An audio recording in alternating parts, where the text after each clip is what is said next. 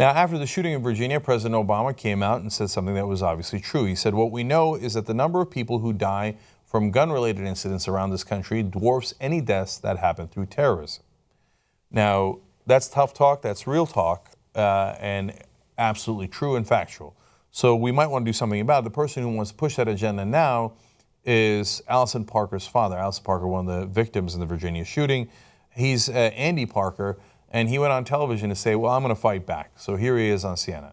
Look, I'm for the Second Amendment, but there has to be a way to force politicians that are cowards and in the pockets of the NRA to come to grips and make sense, have sensible laws so that crazy people can't get guns. It can't be that hard. And yet politicians from the local level to the state level to the national level, they sidestep the issue. They kick the can down the road.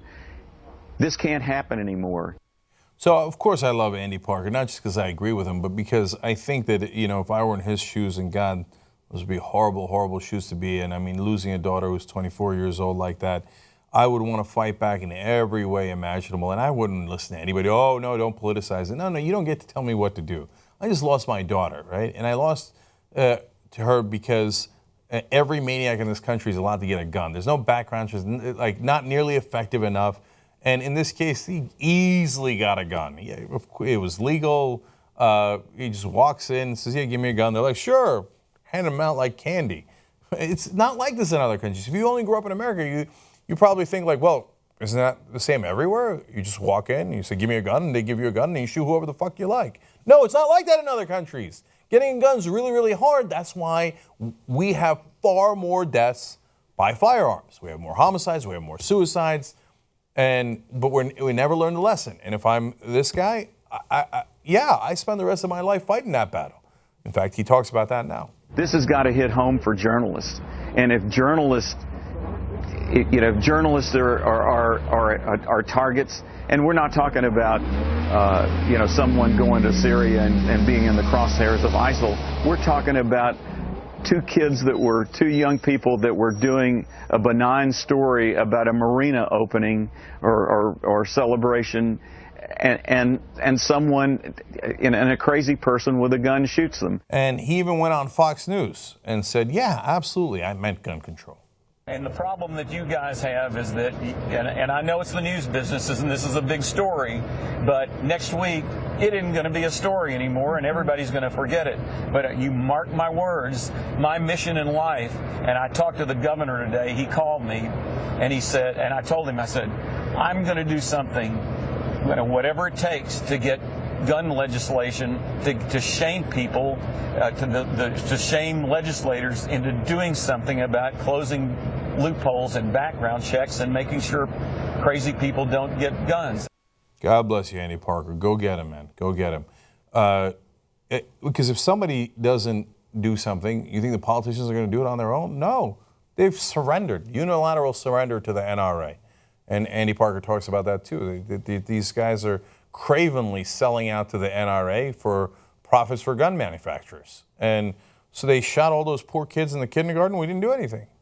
One mass shooting after another in movie theaters and malls and churches. We didn't do anything.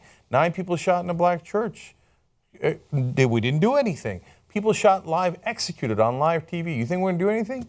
Unless guys like Andy Parker take it on their own and push and push and push. And we united citizens, the politicians aren't going to do anything. They're just going to keep cashing their checks from the NRA. That's why I get so focused on money in politics. All these issues come back to this.